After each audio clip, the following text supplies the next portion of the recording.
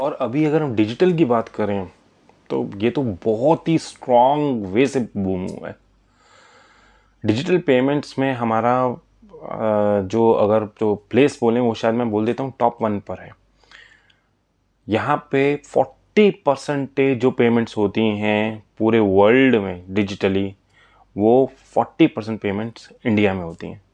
हम मैं और आप तो बहुत आराम से यूपीआई और पेटीएम कर लेते हैं। लेट मी टेल यू, वो काफ़ी डेवलप कंट्रीज़ भी कहीं ऐसी हैं जिनके पास अभी ये नहीं है।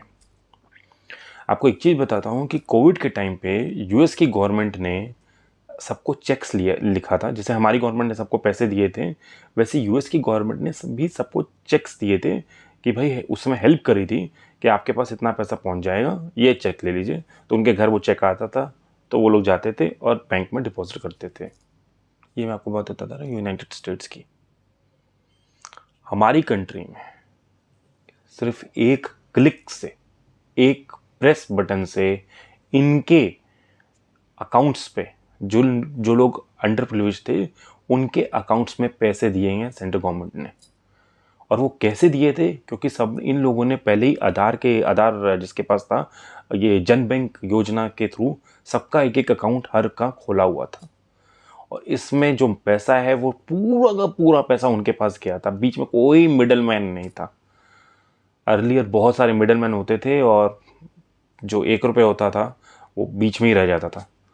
मतलब वो 15-20 पैसा ही पहुंच पाता था, 70-80 पैसा रह जाता था। पर यहाँ पे जो 1 रुपये था, पूरा 1 रुपये एक गरीब के यहाँ पे एक जो अंडर प्रिविलेज्ड के पास है वो पूरा का पूरा पैसा पहुंचा, इतना भी गवर्नमेंट ने ट्रांसफ़र किया।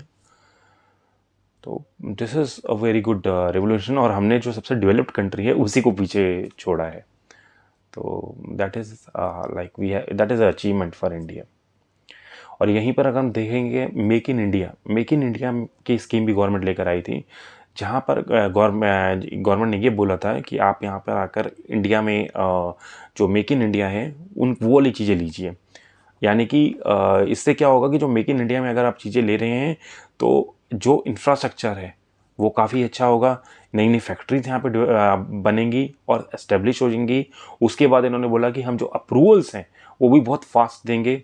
ये मैं आपको बता देता हूँ कि जो एक एक टर्म होती है ईज़ ऑफ डूइंग बिजनेस, मतलब जहाँ पे हम आराम से बिजनेस कर पाएँ, वहाँ पे 190 कंट्रीज़ में से इंडिया का जो प्लेस आता था 2013 में वो 143 आता था।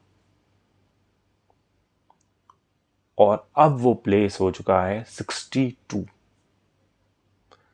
तो अब हम लोग 62 ऐसी कंट्री हैं जहाँ पे लोग आके इन फॉरेन इन्वेस्टर बिजनेस करना चाहते हैं। खासतौर से जो चाइना के बाद जो कोविड के कारण जो चाइना पे एलिगेशंस लगे थे कि चाइना ने थोड़ा सा कोविड फैलाया है, उसके बाद तो इंडिया में काफ़ी लोग अब जो फॉरेन कंट्रीज़ हैं वो आ रही हैं, चाहे वो एप्पल है या टेस्ला जो अब आ रही है। तो आप देखिए big big giants are coming. और एप्पल ने तो ये भी बोला है कि वो अपना 50% जो सप्लाई चेन है वो इंडिया में शिफ्ट करना चाहते हैं। तो मेक इन इंडिया एक अच्छा इनिशिएटिव है गवर्नमेंट का। और इसने क्या किया है, जो फॉरेन डायरेक्ट इन्वेस्टमेंट्स हैं वो अब डबल हो चुकी हैं। और मेक इन इंडिया में जो गवर्नमेंट करना चाहती थी वो ये करना चाहती थी कि जो जीडीपी जो इनकी है उसमें 25% मैन्युफैक्चरिंग कंट्रीब्यूट करे।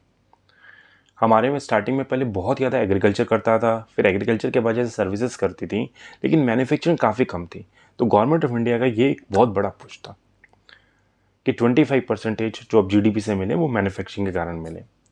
और 100 मिलियन जॉब्स आपको मेक इन इंडिया के इनिशिएटिव के कारण मिले। और गवर्नमेंट ने ये सेट किया था कि हर साल 12-14% ग्रोथ होनी चाहिए मैन्युफैक्चरिंग इन इंडिया में। और अब मैं आपको बताता हूँ थोड़ा सा पीएलआई स्कीम के बारे में। PLI scheme make in India को इसने एक तरह से सपोर्ट ही किया है। ये क्या थी? परफॉर्मेंस लिंक स्कीम थी। परफॉर्मेंस लिंक स्कीम क्या है कि जैसे कि आपकी सेल्स अगर बढ़ रही है तो आपको कुछ बेनिफिट्स मिलेंगे, आपको गवर्नमेंट कुछ पैसा रिटर्न करेगी। तो इसमें पहले मैं आपको मैक्रो लेवल पे बता देता हूँ। गवर्नमेंट ऑफ इंडिया ने 2 लाख करोड़ ₹2,00,000 14 सेक्टर के लिए दिए थे, चाहे वो इलेक्ट्रॉनिक है, ऑटोमेटिव है, मेटल्स हैं। तो इसके लिए गवर्नमेंट ने ₹2,00,000 दिए थे। और इसमें किस गवर्नमेंट ने ये बोला था कि अगर आपकी सेल्स बढ़ती है, जैसे कि आपकी सेल्स 1000 आती है तो हम आपको इतना देंगे, फिर आपकी 2000 होगी तो हम आपको इतना देंगे, 3000 होगी तो इतना देंगे। तो जिस तरह से आपकी सेल्स बढ़ती जाएंगी तो उस तरह से हम आपको इंसेंटिव देंगे। इससे ये है कि उन्होंने सबको इनकरेज किया था कि आप अपने प्रोडक्ट्स को अच्छा बनाइए और सेल करिए, इंडिया में ही नहीं बाहर भी आप सेल्स करें। तो ये काफ़ी एक अच्छी गवर्नमेंट की इनिशिएटिव था। और इन्होंने ये बोला था फॉरेन कंपनीज को कि अगर आप इंडिया में आते हो तो आप भी एलिजिबल हो पीएलआई स्कीम के लिए। अगर आप इंडिया में आके मैंने एक प्लांट डालते हो तो उसके बाद आप भी एलिजिबल हो। ये काफ़ी स्मार्ट चीज़ है कि अगर सपोज कर लीजिए कोई भी कंट्री बाहर बनाती है और वो सेल कर दे, सिर्फ इंडिया में सिर्फ वो बेच देती है, कि ये एक प्रोडक्ट है, वो इंडिया में बेच देती है। तो उसके बाद अगर आप देखेंगे हमने प्रोडक्ट लिया, गवर्नमेंट को ड्यूटी दी, इस तरीके से काम हो रहा है। लेकिन अगर आप कोई कंट्री आके अपनी मैन्युफैक्चर करेगी तो उसमें क्या होगा, जो एक तो जैसे हमारी कोई भी जैसे टेस्ला ही आ रही है, जहाँ पे वो आएगी डेफिनेटली उस जगह की डेफिनेटली वैल्यू बढ़ेगी। उसके बाद वहाँ पे जो इंफ्रास्ट्रक्चर है वो अच्छा होगा। उसके बाद वहाँ पे काफ़ी लोगों को जॉब्स मिलेंगी और एम्प्लॉयमेंट होगी। उसके बाद वो गवर्नमेंट को टैक्स देंगे। तो ये पूरी एक लूप साइकिल है जो रहेगी और ये कंटिन्यूस 30 40 50 ईयर्स पता नहीं कितने सालों तक ये रहेगी। तो ये काफ़ी एक अच्छी एक तरह से कह लीजिए काफ़ी अच्छी थिंकिंग है कि कोई भी आए तो यहीं पे आके इन्वेस्ट करे और डेफिनेटली उसके बाद वो पीएलआई स्कीम के लिए भी एलिजिबल हो। और मेक इन इंडिया की जो स्कीम थी वो अब जो है डिफेंस के लिए भी है और इसके रेलवेज के लिए भी है और एरोस्पेस के लिए भी है। पहले ये काफ़ी गवर्नमेंट ऑफ इंडिया जो पहले की गवर्नमेंट है वो काफ़ी रिस्ट्रिक्ट करते थे, बट इस गवर्नमेंट ने इस चीज़ को थोड़ा सा ओपन किया है। तो this was all about like some of the schemes and all that. लेकिन मैंने जितना भी कवर किया है अभी मैं डेफिनेटली और भी बहुत इसको कवर करूँगा, चाहे वो डेट टू जीडीपी हो या प्रॉफिट टू जीडीपी हो या सारी कंपनीज़ की अगर हम मैक्रो में देखें कितना रेवेन्यू कमाती हैं, कितना सर्विसेज देती हैं, एक्सटर्नल बोरोइंग क्या है, डेफिसिट फाइनेंसिंग क्या है, like lot of things which I have something in my mind which I be keep covering it. तो इसको हम 2-3 फेजेस में डालेंगे। तो till then, this is there from my side, and I'll be very soon. I will be also like doing one more IPO has come, JFK IPO, और वो furnaces को hot करता है। फर्नेसेस को हॉट करता है तो जितना इंफ्रास्ट्रक्चर हमारा अच्छा होगा। अब देखिए मेटल वेटल कैसे बनेंगे, जब वो फर्नेसेस अगर हॉट होगी तो मेटल्स जब बनते हैं बहुत हैवी टेम्परेचर पड़ता है, बहुत हैवी टेम्परेचर चाहिए होता है।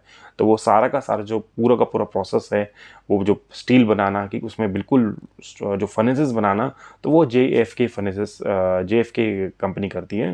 और उनके ग्रोथ और प्रॉफिट बहुत अच्छे बने हैं।